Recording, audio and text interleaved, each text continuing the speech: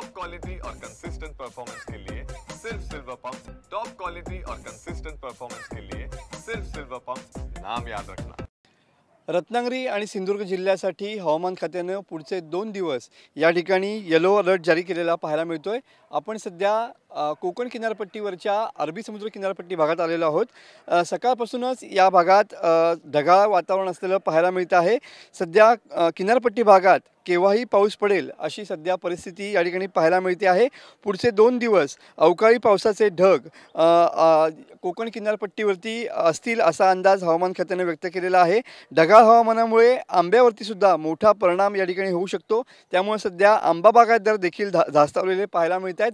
पुढचे 2 दिवस कोकण किनारपट्टी भागात ढगाळ हवामान असेल आणि किनारपट्टी भागात ताशी 40 किलोमीटर वेगाने देखील वारे वाहण्याची शक्यता हवामान खात्याने व्यक्त केलेली आहे।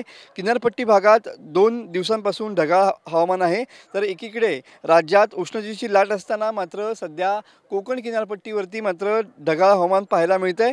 हवामानात बदल झाल्यामुळे या ठिकाणी मासेमारी देखील 2 ते 3 दिवसांपासून ठप्प झालेली पाहायला मिळते आहे। पुढचे 24 तास अवकाळी पावसाच्या दृष्टीने कोकण किनारपट्टीवरची वरती हे महत्त्वाचे असणार आहेत, कारण पुढचे 24 तास या ठिकाणी कोकण किनारपट्टीला हवामान खात्याने या ठिकाणी येलो अलर्ट दिलेला पाहायला मिळतोय। आणि सध्या कोकण किनारपट्टीवरती सध्या ढगाळ हवामान आहे आणि पाऊस केव्हाही पडेल अशी सध्या परिस्थिती पाहायला मिळते।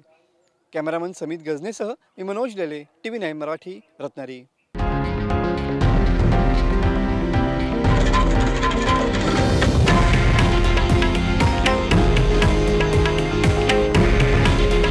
हे आहे देशातील नंबर 1 न्यूज नेटवर्क आणि आपण पाहत आहात TV9 मराठी।